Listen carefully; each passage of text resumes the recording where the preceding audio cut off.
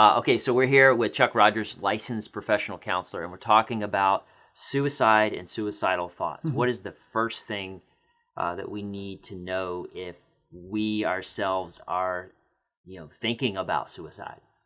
If you're having suicidal thoughts and you're not going to be able to regulate them, we've got to err on the side of safety. You call 911 or you go to your local emergency department for care. Just don't mess around with it. Be safe. The second thing is that if you're thinking about using something to do harm to yourself, such as pills, then if you've got them at home, get them out of your house. Store them at a friend's house for a while. It's inconvenient, but it's just what you do for now. If you're thinking about using a gun to shoot yourself, you store your weapons at someone else's home. Just for now, there's no need to be unsafe. We have to err on the side of caution at this point. Okay, so when you are in the right mindset Mm-hmm. and you know that you are feeling, or you might be feeling those strong feelings, go ahead while you're in your right mind, basically. Right. Eliminate any threats right away. Yeah. Okay. Just be safe. Okay.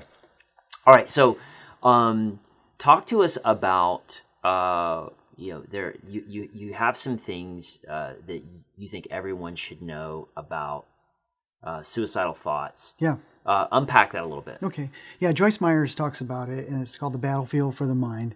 And she's really right, because that's where the battle is taking place. So there are things that we have to realize, truths we need to know, because we're not going to deny the facts about what suicide is like or what depression is like. We just know the truth. And so there are some things that we need to realize so that the truth can set us free. So first of all, realize that suicide is a very permanent answer to a temporary problem. It's way over top. There's a lot of better things that can be done. It's an irreversible thing that would be akin to me taking a stick of dynamite, lighting it, throwing it underneath my kitchen sink because I saw a spider under there last night. Not going to deny that the spider's there, but there's just better ways to deal with it. It's a permanent solution to a temporary problem. Absolutely. Okay, what next? I would say also now to begin to realize that change happens. Change happens all the time. Situations change, people change, thoughts change, certainly emotions change, feelings change. Feelings are like waves. They just kind of come and they go and they crash and they fall. And what you're feeling today, you probably aren't going to be feeling tomorrow. So change happens. You've got to realize that that this isn't going to be the rest of your life. No, it's unpleasant right now, but it will change. Okay, what next? I would say also to realize that when you're depressed, you're not thinking in a logical, linear fashion. Our vision, our lens is all askew. Like last week we talked about Elijah. He says, I'm alone. No, he wasn't. Yeah. There were more than 7,000 people who were still with him. He said, I'm no better off than my fathers. Actually, he was. He had just done this wonderful exploit, for God. And we got to make sure that we never change decisions while we're depressed. So while we're depressed, we're not thinking in a logical, linear fashion. I would also say that suicide is a very imperfect science, and it's an imperfect solution that doesn't always work. Fortunately, only about 3% of folks who overdose actually do end up killing themselves, which is good. On one hand, you're ingesting this chemical that can do very permanent damage to organs and even the brain as well. So folks will say, well, I'll jump off of a bridge or some high place. Well, that might work. On the other hand, when people who have been interviewed, in fact, 2 folks who jumped off the Golden Gate Bridge said as soon as they got over the precipice of that bridge, they knew instantaneously that they had made a bad call, but it was too late at that point to change. Fortunately, these people were able to live and go on and get healed up and live fruitful lives. So folks will say, well, I'll kill myself in a car accident. Well, that might happen. You and I both know people who've been in really bad car accidents and are invalids. Well, I'll even shoot myself in the head.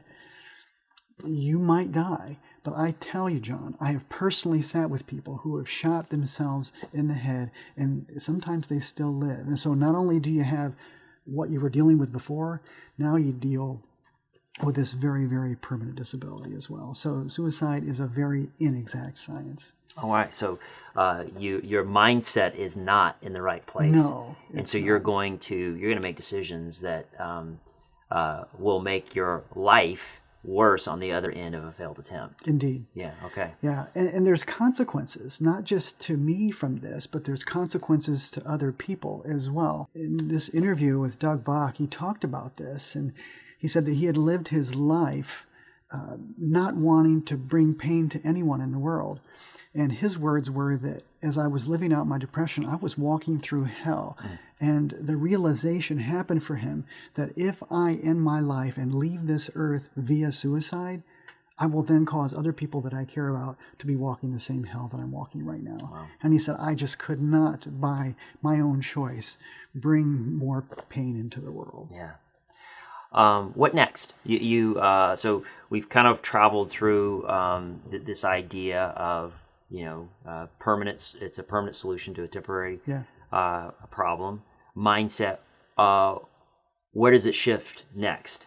Well, suicide is chosen by people, I think, not necessarily because they want to die. They just want the pain to go away. They just want some relief. They want to feel better.